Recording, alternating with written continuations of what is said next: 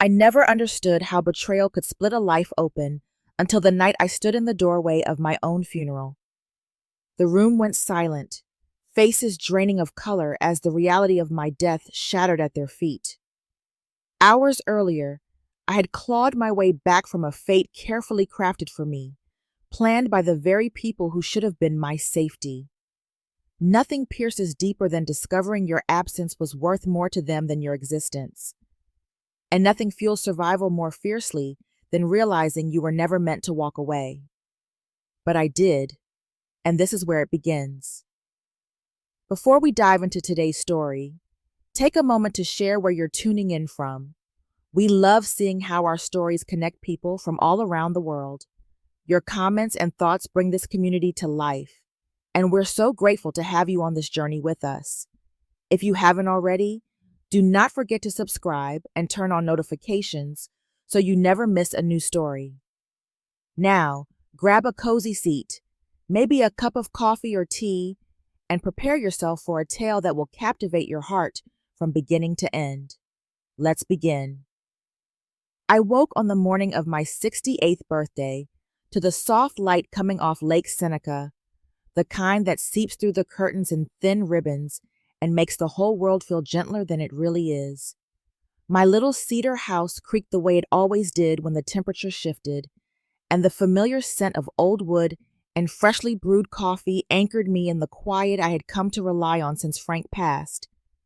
I reached for the mug he used to favor, the one with the chipped rim he never bothered to fix, and let the warmth settle into my palms. It was the beginning of another year, one I hope might feel less lonely than the last. Frank's presence lingered in every corner of the house. His books remained on the lower shelves where he always kept them, and the framed photo from our wedding stood on the mantel, still slightly crooked. I kept his handwritten notes tucked in drawers I rarely opened, but could not bring myself to reorganize. Sometimes the grief felt like a tide that receded just enough for me to breathe, only to return at night when the house was too quiet. Today, though, the air felt light. My son had insisted on hosting a birthday dinner, and even though I preferred something simple, I convinced myself it would be good to feel part of a family gathering again. Watkins Glen was a small town, and on birthdays people tended to ask about weekend plans while picking up groceries or mailing letters. I took a short walk by the marina before heading to Ryan's house, letting the crisp air clear my thoughts.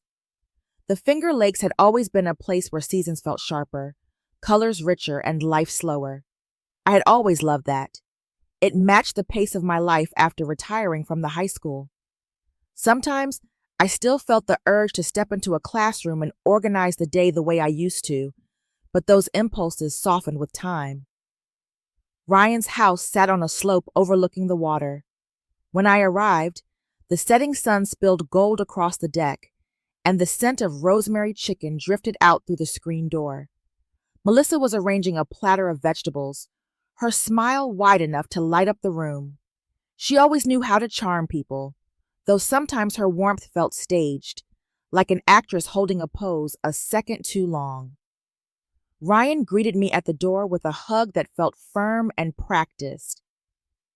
He asked how I had been managing my bills, whether I needed help sorting my insurance paperwork, whether the utilities were confusing without Frank. I brushed the questions away, but they floated in the air long after he stopped talking. Melissa watched quietly, her eyes flicking to my purse more times than I appreciated. The dinner itself was beautiful. The lake shimmered beyond the windows, and the table was set with linen napkins and polished silverware I had never seen them use before. I tried to absorb their effort, to let myself believe this was simply a thoughtful gesture from a son who cared. Still, when Ryan placed a sealed envelope beside my plate and said it contained something important for the future, a faint discomfort tugged at me. I could not explain it, but it sat in my chest like a weight. After dinner, I wandered into their hallway and paused in front of a family portrait. Ryan stood in the center, leaning slightly forward, Melissa holding his arm, and I was positioned off to the side, my smile warm but muted. The image struck me deeply. Without meaning to, it showed exactly how I had begun to feel. Present, but slightly behind, slightly faded. As the evening came to a close, a thin unease followed me out to the driveway. I told myself I was overthinking, that the loneliness of the past years had made me sensitive, yet something inside whispered that the night had been too polished, too carefully arranged. I ignored that whisper. I should not have. If you're still watching and the tension has you wondering what comes next, comment number 1 below so I know you're with me. Now let's move on to chapter 2. The morning after my birthday dinner, I woke with a peculiar heaviness in my chest, as if the sweetness of the night before had a bitter aftertaste I had not noticed while it was happening. I moved slowly around the kitchen, letting the kettle boil while I tried to make sense of that strange tug in my intuition. Years of being a principal had sharpened my sense for hidden intentions, for glances that lasted a little too long, for words that carried meanings beneath their surface. Something about the way Ryan and Melissa watched me the previous night kept returning to me in fragments, unsettling but unclear. I sat at the small dining table and reached for the sealed envelope Ryan had placed beside my plate. The neat handwriting on the front looked almost ceremonial. When I opened it, the first thing I saw was a stack of legal documents printed on thick paper. I recognized the phrase, temporary power of attorney, even before I finished reading the header. There was also a photocopy of what looked like a preliminary deed transfer, along with a form titled Notice of Asset Management Change. I had not asked for any of these things, nor had I agreed to sign them, yet the tone of the document suggested that several steps were already underway. A chill crept through my hands as I held the pages. I walked to my desk and pulled out my most recent bank statements. Several transactions were circled with ink I did not recognize. Money had been transferred to companies I had never heard of. Payments had been made to subscriptions I had never signed up for. Ryan's voice echoed in my mind, telling me that I had been forgetting things lately, that bills were becoming overwhelming without Frank to help. I wondered whether I had truly forgotten or whether I had been encouraged to believe I had. As I rinsed my coffee mug, I remembered a sound from the night before, a hushed exchange between Ryan and Melissa while they stood in the kitchen. I had stepped toward the doorway when I heard Melissa say something about finishing things early, and Ryan responding with something about handling it. They had stopped talking the second they realized I was near. At the time, I brushed it aside. Now the memory pressed harder against my thoughts. I tried to steady myself by insisting that my son would not take advantage of me. I reminded myself that grief sometimes made me insecure, that I had been doubting my own abilities ever since Frank died. I repeated these justifications like small prayers, yet they did nothing to quiet the unease spreading through me. Late that morning, Helen Park stopped by with a lemon loaf wrapped in a linen towel. She noticed immediately that my usual calm was absent. I told her the dinner had been lovely, but she studied my face with the attentiveness of someone who understood more than she said. I did not reveal the documents. Something in me felt ashamed, though I could not explain why. Not long after Helen left, Ryan called. His voice carried a polished kindness that felt rehearsed. He asked whether I had reviewed the papers and reminded me of how important it was to prepare for the future. The more he spoke, the more I felt that he was not checking on me, but checking on the progress of something I had never agreed to begin. An hour later, a message from Melissa arrived. She said she needed to meet with me over the weekend to finalize a few items. The phrasing was polite, but it lacked warmth. It felt like an instruction disguised as an invitation. In the afternoon, a letter arrived from my bank regarding a recent update to my primary contact authorization. I had never submitted a request for such a change. I sat in silence for several minutes, the envelope resting in my lap, the realization forming slowly but unmistakably. As night fell, I stood at the window and watched the lake shift under the dimming sky. The phone rang once. When I answered, there was nothing but a click. It left me with the unsettling certainty that nothing about my birthday gift had been meant to protect me. If you're still watching and can feel the danger starting to build, comment number 2 below to let me know you're following every twist. Now, let's move on to chapter 3. The morning Ryan invited me for a boat ride, the lake was covered in a thin veil of mist that made the world feel half awake. He spoke with a gentleness that felt almost exaggerated, as if he were reading from a script meant to reassure me. I hesitated, sensing that familiar tug of intuition I had learned never to ignore, yet I agreed. The idea of revisiting the water Frank loved so much stirred a longing in me that softened my caution. I told myself it was only a morning trip, something simple and harmless. When I reached the dock, Melissa stood beside the boat wearing a smile that was too bright for the muted sky. Her eyes moved quickly across my face, then down to the life jacket stacked in a neat pile. I noticed she checked her watch twice in the span of a single minute. Ryan busied himself with knots and ropes, but the movements felt rehearsed rather than routine. The boat itself looked as though it had been cleaned aggressively. The metal gleamed unnaturally, and the cushions had been rearranged. These were small details, yet they made the air feel tight around me. As we pulled away from the dock, the water stretched across the horizon like a sheet of polished stone. Ryan began talking about how much he worried for me living alone, how complicated life had become, how he wished things could be easier for all of us. His voice carried an insistence that unsettled me. I answered with polite nods, trying to ignore the way Melissa kept observing me, as though she were waiting for a cue to begin something. Suddenly, the engine sputtered and went quiet. The silence that followed was heavier than the mist. Ryan announced that something was wrong and climbed down into the lower compartment. I heard a metallic clatter, sharper and more deliberate than the sound of repair work. Melissa pretended to inspect the side of the boat, but her posture was too relaxed for someone concerned about a malfunction in the middle of the lake. Minutes later, water began to seep through the wooden slats under my feet. At first, it was only a thin line, then a steady trickle that spread across the floor. Melissa widened her eyes in a performance of fear so unconvincing that the truth hit me like a fist. This was not an accident. The water rose faster. Ryan returned, offering an apology that felt hollow. He pointed to an emergency raft and insisted we remain calm. He handed me a life jacket, but the moment I held it, I knew something was wrong. It was far too light. I had taught water safety long enough to know how flotation material should feel.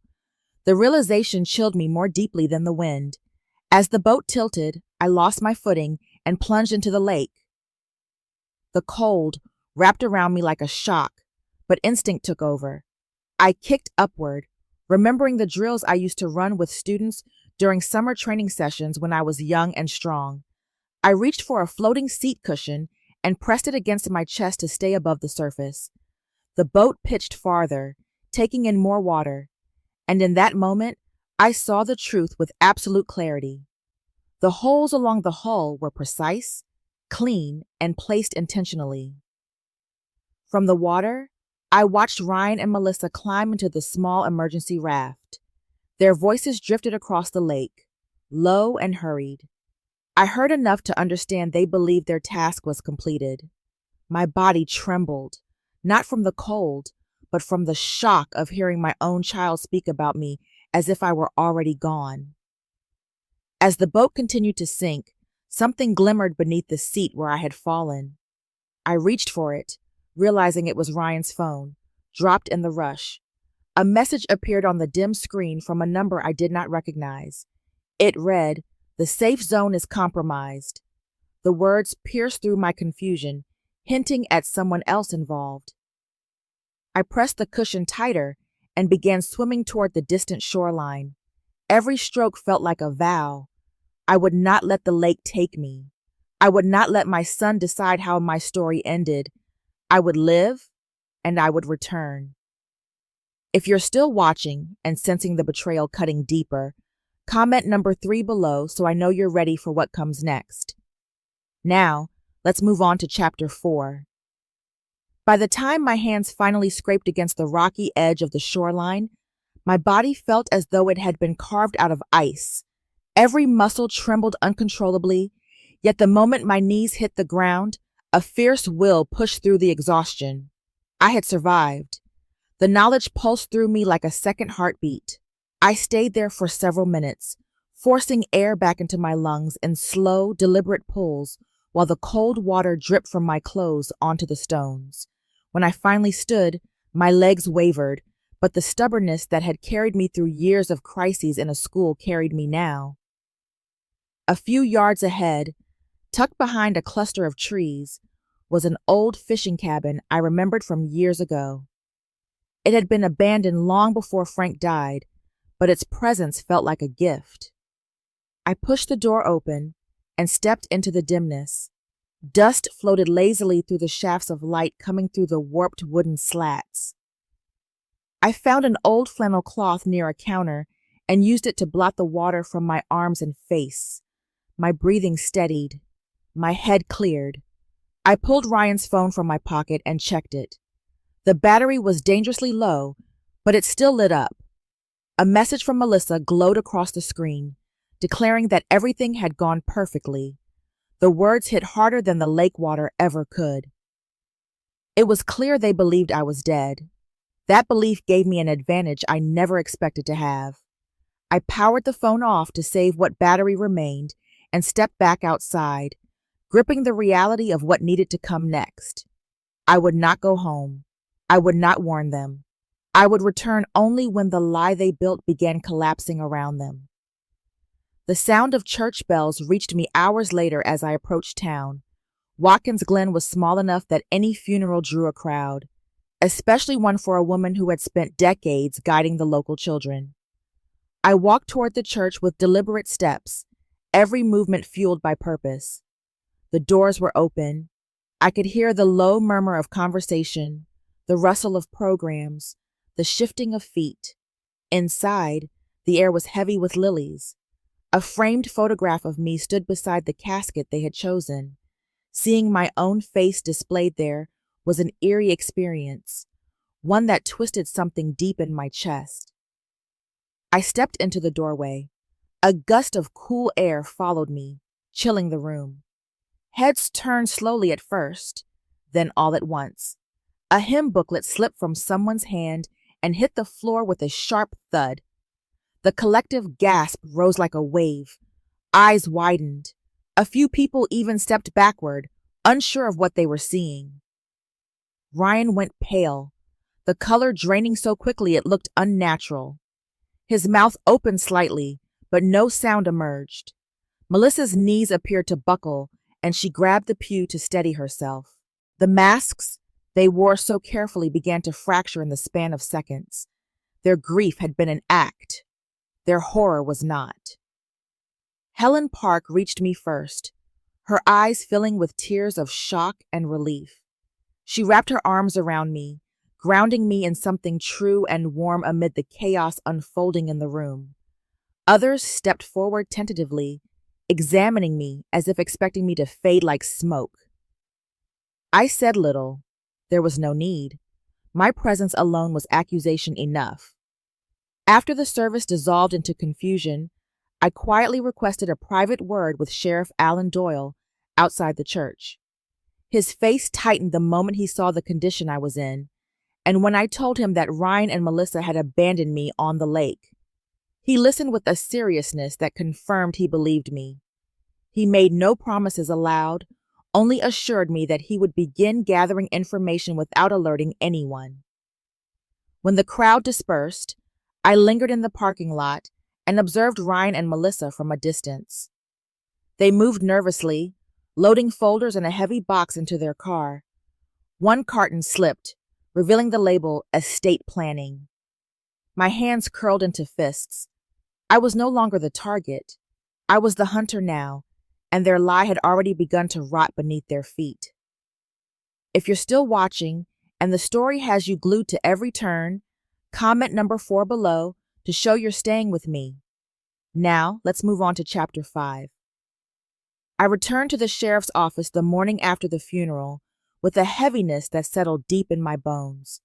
The building itself felt colder than usual, as if the walls understood something terrible had begun to surface. Sheriff Alan Doyle greeted me with a seriousness that stripped away any illusion that this situation could still be handled quietly.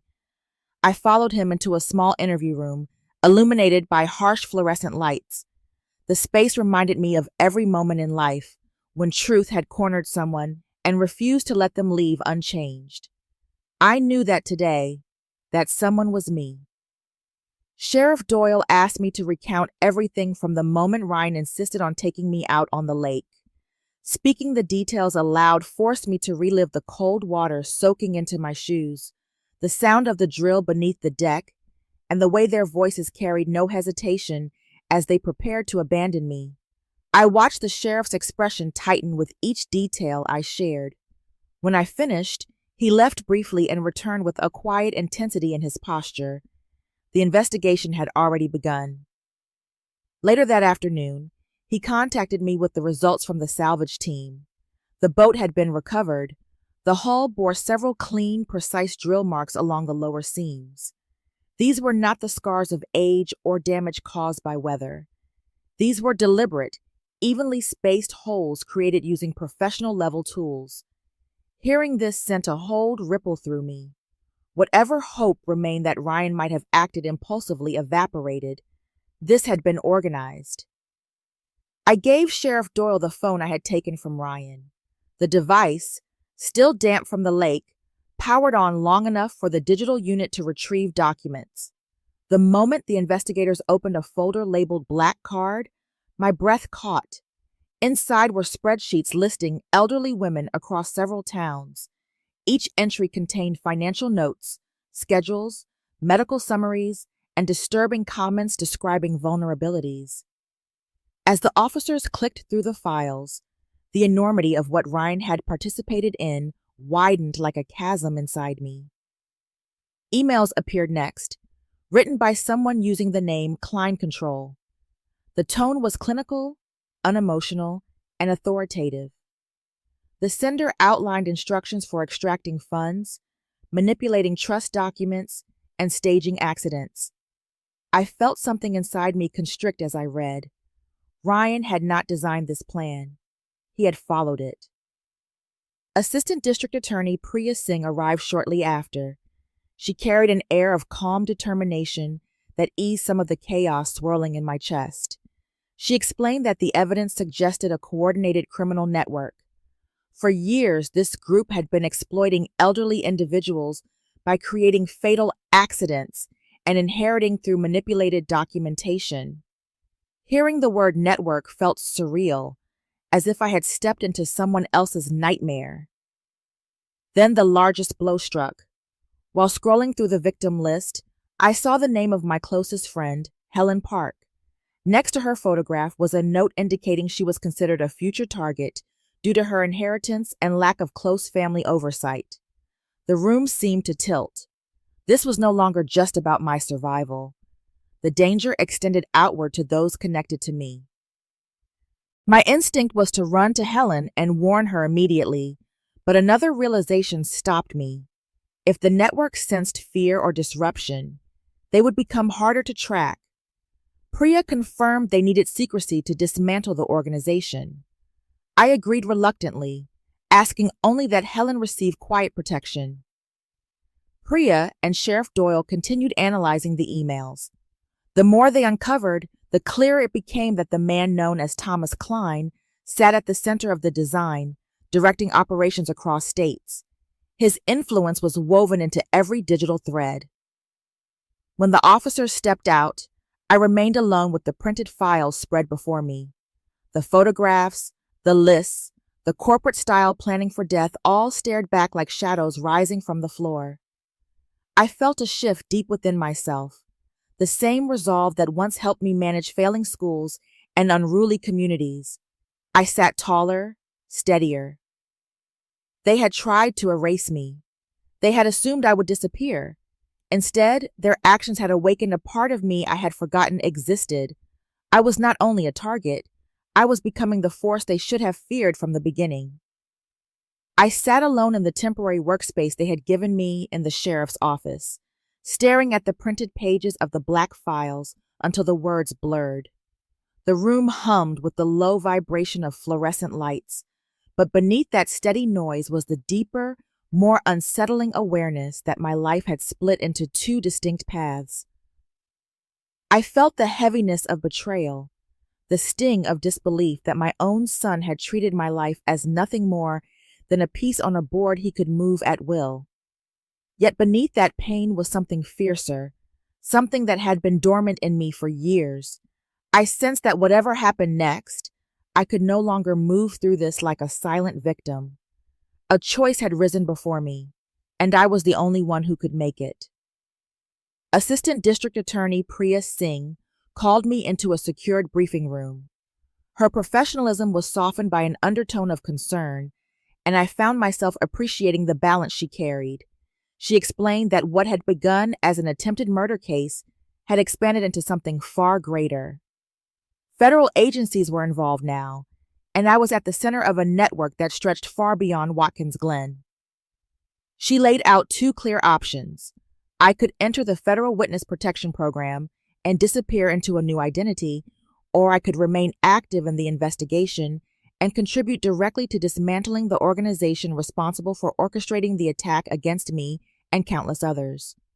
The first choice offered safety, distance, and anonymity. The second offered impact, danger, and purpose. I felt the ground shift a little beneath me as her words settled. Memories of Ryan rushed in, thick and uninvited. I remembered the way his small hand used to curl around my thumb when he was afraid of storms. I remembered his first day of school, his graduation from college, the nights I stayed awake helping him revise essays. How had that boy become the man who could stand calmly on a sinking boat and walk away? That was the question that hollowed out a space inside me. I could no longer pretend I understood him. The child I raised did not exist in the man who had tried to kill me. When Priya left me to think, my mind drifted toward Helen Park. Her name sitting in the list of targets had shaken me to the core. She had been my closest friend, my anchor after Frank died, the person who checked in on me every day when grief wrapped around my ribs. If Ryan and that network saw her as vulnerable, then I could not ignore the larger threat looming over other families. A federal agent arrived later with unsettling news. The hidden online forum run by Thomas Klein had been active much longer than suspected. Several leaders had already vanished, and the possibility of further attacks remained real. The danger was not dissolving. It was expanding. The knowledge pressed against me like a weight I could not set down. Sheriff Doyle found me alone not long after, and his presence steadied the air around me. He told me he trusted my judgment, that he believed I had the resilience to face what lay ahead. His reassurance did not erase the danger, but it reshaped it into something I could hold without trembling. I chose the path that terrified me most. I agreed to stay, to participate fully, to help lure the leaders of the network out of the shadows. That decision led me down a hallway toward an interrogation room where Jessica waited. The metal door felt cold beneath my hand, but I pushed it open, stepping into a room washed in dim light. I took my seat across from the woman who had watched me drown. I placed my hands on the table, feeling the steel beneath my fingertips. The next battle was about to begin. If you're still watching and the climax hit harder than you expected, comment number 6 below, so I know you're bracing for what comes after. Now, let's move on to Chapter 7. When I stepped out of the interrogation room, the hallway outside felt strangely heavier, as if the air itself had absorbed the tension that had built up between Jessica and me. The metallic tang of the room still clung to my senses, and my heartbeat had not fully settled. Choosing to stay and fight instead of disappearing into safety carried consequences far beyond anything I could have predicted. I could feel the reality of that choice settling on my shoulders like a physical weight, reminding me that the line between survivor and warrior had already been crossed. Behind the one-way glass, investigators crowded around Jessica as she finally began to talk. Her posture had collapsed inward, and her breath came in uneven pulls. Watching her unravel stirred conflicting emotions in me. She had plotted to watch me die, yet seeing her stripped of arrogance, trembling beneath the sharp light, I felt a distant ache that I could not easily name. This was not pity. It was something closer to seeing the wreckage left behind after a storm, the kind of destruction that carried both danger and sorrow. Federal agents arrived throughout the morning with updates that grew more alarming by the minute. The network had already begun to fracture.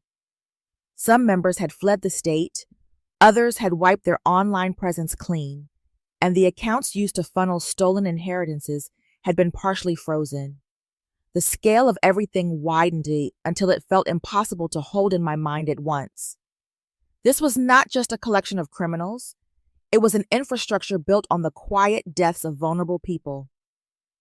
Then came the update about Ryan. He had fallen into a panicked state after learning Jessica was cooperating. He refused the public defender assigned to him, insisting on an attorney he claimed would fix everything, only to crumble when told he no longer had access to phones or outside communication.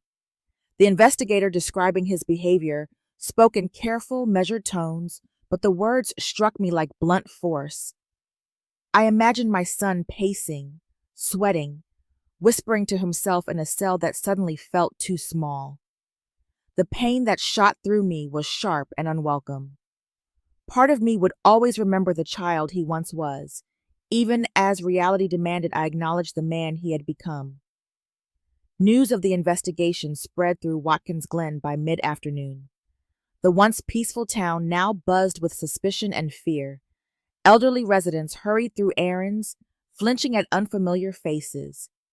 Families whispered behind closed doors. When I stepped into a small grocery store to buy water, several people stared with a mix of awe and worry. My survival had become a story they could not fully absorb, and I felt their eyes follow me long after I left. By evening, the press had found the sheriff's office. Cameras clustered like insects near the entrance, waiting for any glimpse of the mother who rose from her own funeral. The noise overwhelmed me, forcing me to slip through a side door and hide in Sheriff Doyle's office until the reporters thinned out. Exhaustion crept into my bones. I wanted silence, yet the world would not grant it. The deepest wound came later, when I sat alone and looked at an old photograph of Ryan as a child. I realized that the version of him in that picture no longer existed. That loss, quiet and unspoken, was the heaviest consequence of all. Just as I closed my eyes, I received word that someone suspicious had been seen near Helen Park's home. Officers intervened before anything happened, but the message was clear. The danger was real, and it was close. Standing in the sheriff's parking lot beneath the turning red-blue lights, I understood one thing with certainty. There was no returning to who I had been. The only way forward was through the fight that awaited me. The safe house they assigned to me that night was small and quiet, tucked behind a row of bare trees that looked skeletal under the porch light. When I stepped inside, the stillness pressed against me as if the walls expected me to finally crumble. I sat at a small table beneath a dim lamp, letting the weight of the day settle along my shoulders. Exhaustion tugged at me, but beneath it pulsed a steadier, sharper resolve. My life had been shattered, yet for the first time since the lake, I no longer felt like someone who had barely escaped death. I felt like someone preparing to reclaim everything that had been stolen. The attempt on Helen's life changed something fundamental in me. It erased any lingering illusion that this was only about my survival. The network would not stop simply because one of their plans had failed. They were still out there, seeking their next victim, and Helen had barely escaped becoming one of them. Knowing that tightened something inside me, turning fear into direction. I could not step back now, not when the people I loved were marked like names on a list. When officers brought Helen into the safe house, her face pale and shaken, my heart clenched. She clung to my hands as if I were the only steady thing in the world. Seeing her fear reminded me of the many ways she had carried me through grief when Frank died. That memory alone steeled my spine. We had survived storms before, but this time I would not allow her to weather it alone. The next morning, a closed meeting pulled me back into the center of the investigation. Assistant District Attorney Priya Singh stood at the head of the conference table, outlining their plan to reach Thomas Klein. They would monitor his hidden accounts, use Jessica as a controlled informant, and position me as the emotional catalyst likely to draw his attention. The thought of being bait unsettled me, but the strategy made sense. Every move needed to be calculated, every risk measured. I agreed to participate, knowing full well the danger it carried. They spent hours preparing me. Federal agents walked me through scenarios where Klein might attempt to intimidate me, teaching me how to remain calm, how to stretch time and conversation to allow authorities to trace signals or deploy intervention teams.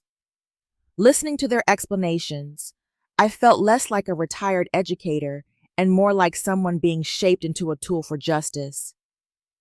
Meeting Jessica again required every ounce of composure I possessed. The cold room felt tighter than before, yet I entered it with an authority I had not felt earlier. Jessica explained the rituals Klein used to vet loyalty, the cues he watched for, the traps he set. I listened carefully, not with fear, but with the quiet focus of someone who understood that information was power. That evening, as I prepared to leave, a message arrived through the monitored channel. It was from Klein. He addressed me directly, proving he had been watching all along. The room tensed, but something in me felt unexpectedly steady. The fear that once clung to my bones had loosened. Later, back at the safe house, I stood by the window overlooking the dark silhouette of the lake. I placed the file of evidence on the table, resting my hand on it. The quiet inside me was no longer dread. It was determination. The real confrontation was coming, and I was ready to walk into it. If you're still watching and feel the final truth closing in, comment number 8 below to let me know you're ready for the ending. Now let's move on to the conclusion of this story. Morning settled over the safe house with an unnerving quiet, the kind that wraps around a person like a warning. I rose before dawn and sat on the edge of the bed, listening to the distant hum of early traffic. It felt strangely ceremonial, as if the world itself sensed what was coming. There was no fear left inside me, only a sharpened clarity. Today, the man who had orchestrated my death would finally step out of the shadows. The final briefing unfolded in a sealed room at the federal field office. Priya Singh stood at the center, her voice steady as she explained the plan. They would use Jessica's cooperation to draw Thomas Klein to a predetermined meeting at the old lakeside marina. Snipers were positioned along the ridge. Tactical teams waited behind shipping crates. Disruptors would block any outgoing communications. My role was simple but dangerous. Show up, stand firm, let him believe I was alone. I listened carefully, absorbing each detail with a calmness I did not fully understand. Perhaps it came from surviving the impossible once already. Perhaps it came from knowing that running was no longer an option. Before leaving, I allowed myself a moment to remember what had brought me here. I pictured Frank's easy smile and the boy Ryan had once been. I thought of the countless victims hidden behind the files, people who never had the chance to fight back. I whispered a silent promise that I would carry this to the end. The marina loomed quiet when I arrived, its wooden planks weathered and dark. The scent of lake water drifted in on a crisp wind. This place reminded me too much of where I had nearly died, yet I stepped onto the dock with steady feet, refusing to let memory weaken me. Klein arrived with a calm that felt rehearsed, stepping from a plain black sedan as if attending a business meeting. His presence chilled the air around him. He studied me with calculated interest, his expression unreadable. I could sense the evaluation taking place behind his eyes, the search for weakness, the measurement of how dangerous I might be. For the first time, I saw surprise flicker across his face. I did not flinch. A shift in the wind carried with it the faintest sense of danger. Klein moved slightly, barely perceptible, but enough to hint that someone nearby waited for a signal. Before the threat could take form, the crack of a distant rifle split the quiet. FBI snipers had stopped the attack before it began. Tactical agents surged from their hiding places, surrounding Klein with swift precision. He attempted to run but was tackled and handcuffed within seconds. As the chaos settled, Priya approached me with a solemn expression. She told me Klein's interrogation would seal the final charges against Ryan. Hearing it, I felt something inside me collapse and steady itself at the same time. Grief and acceptance merged into a single breath. I stepped toward the edge of the dock as sunrise broke across the water. Light spilled over the lake in soft gold, and for the first time since the night I was left to drown, I felt the world opening instead of closing. It was over. The marina loomed quiet when I arrived, its wooden planks weathered and dark. The scent of lake water drifted in on a crisp wind. This place reminded me too much of where I had nearly died, yet I stepped onto the dock with steady feet, refusing to let memory weaken me. Klein arrived with a calm that felt rehearsed, stepping from a plain black sedan as if attending a business meeting. His presence chilled the air around him. He studied me with calculated interest, his expression unreadable. I could sense the evaluation taking place behind his eyes, the search for weakness, the measurement of how dangerous I might be. For the first time, I saw surprise flicker across his face. I did not flinch. A shift in the wind carried with it the faintest sense of danger. Klein moved slightly, barely perceptible, but enough to hint that someone nearby waited for a signal. Before the threat could take form, the crack of a distant rifle split the quiet. FBI snipers had stopped the attack before it began. Tactical agents surged from their hiding places, surrounding Klein with swift precision. He attempted to run but was tackled and handcuffed within seconds. As the chaos settled, Priya approached me with a solemn expression. She told me Klein's interrogation would seal the final charges against Ryan. Hearing it, I felt something inside me collapse and steady itself at the same time. Grief and acceptance merged into a single breath. I stepped toward the edge of the dock as sunrise broke across the water. Light spilled over the lake in soft gold, and for the first time since the night I was left to drown, I felt the world opening instead of closing. It was over. With Frank's insurance money, I launched the Franklin Foundation for Elder Justice. It would help others see the dangers I once overlooked. As I stood beneath the budding maple tree in my yard, I felt the future open. I had died once, in a way. Now I intended to live with purpose. In the end, survival is rarely a single moment. It is a long, quiet choosing of oneself after the storm has passed, a decision to rise even when the world has tried to fold you into silence.